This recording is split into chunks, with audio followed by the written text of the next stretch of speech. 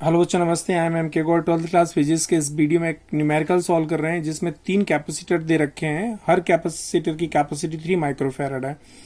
अब आपसे कहा गया कि उनको किस तरीके से कंबाइन करेंगे कि उनकी रिजल्टेंट कैपेसिटी की वैल्यू 4.5 माइक्रोफैराड हो जाए। ठीक है, तो डायग्राम बनाना है। डायग्राम में आपको शो करना है कि 3 कैपेसिटर जो 3 माइक्रोफैराड कैपेसिटी वाले हैं, इनको किस तरीके से कनेक्ट करने वाले हैं आप, ताकि रिजल्टेंट कैपेसिटी की वैल्यू 4.5 माइक्रोफैराड हो जाए। तो मैं पहले डायग्राम बना रहा हूं। इसमें एक काम करिएगा बच्चों की 3 कैपेसिटर है, 2 को तो पैरेलल कर दीजिए, 2 को सीरीज में कर दीजिए और तीसरे वाले को पैरेलल में कर दीजिएगा। मैं बना के दिखा रहा हूं, देखिएगा। सीरीज का मतलब होता है, देखिए, पहले कैपेसिटर को यहां जोड़िए और दूसरे कैपेसिटर को इस तरीके से जोड़िए, दोनों को। ठीक है, सीरीज में हो जाएंगे और नीचे वाले को पैरेलल में जोड़ दीजिए, मतलब पैरेलल में हो जाएगा वो। मैं डायग्राम बना के दिखा रहा हूं।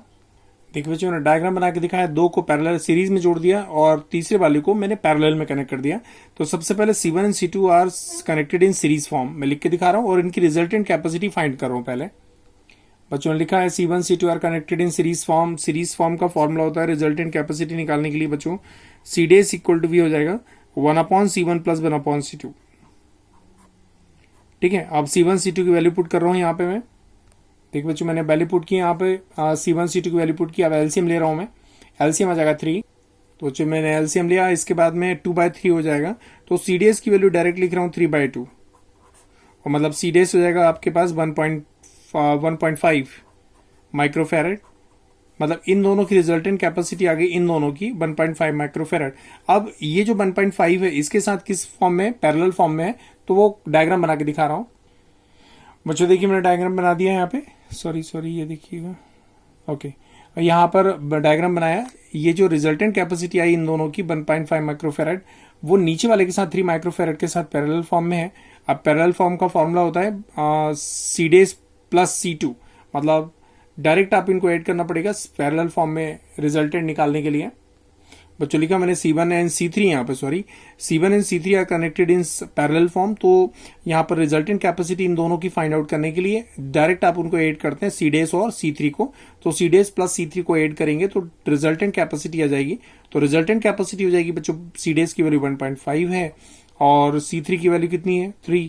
तो यहाँ पर हो जाएगा 4.5। कितना आंसर आएगा बच्चों, 4.5 माइक्रोफैरड।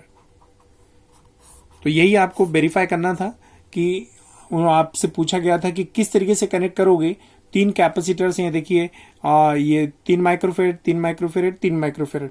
तो किस तरीके से कनेक्ट करेंगे कि भाई रिजल्टेंट, इन तीनों की रिजल्टेंट 4.5 माइक्रोफेरेड आ जाए क्या रिजल्टेंट कैपेसिटी। तो मैंने क्या किया था, पहले तो दोनों को सीरीज में जोड़ दिया और इन दोनों को इसके साथ पैरेलल में जोड़ दिया। तो पहले आपने इन दोनों की सीरीज का कॉन्सेप्ट लगा दिया, तो इन दोनों की रिजल्टेंट कैपेसिटी 1.5 आ गई। इसके बाद 1.5 और नीचे वाला जो C3 कैपेसिटर पैरेलल फॉर्म में, पैरेलल फॉर्म का फॉर्मूला लगा दिया और फाइनल आंसर आ गया आपके पास 4.5 माइक्रोफेरेड। तो रिजल्टेंट कैपेसिटी बच्चों तीनों की आ गई 4.5 माइक्रोफेरेड। आपसे क्वेश्चन में यही पूछा गया था, देख लीजिए आप। ठीक है, मतलब किस तरीके से कंबाइन करेंगे कि रिजल्टेंट कैपेसिटी 4.5 माइक्रोफेरेड आ जाए। तो बच्चों देखिएगा, यहाँ पर आप इसका स्क्रीनशॉट लीजिए, नोट्स बनाइए और एंजॉय करिए। चलिए, फिजिक्स को एंजॉय करिएगा बच्चों। चलिए, आज के इस वीडियो में इतना काफी। Thank you so much.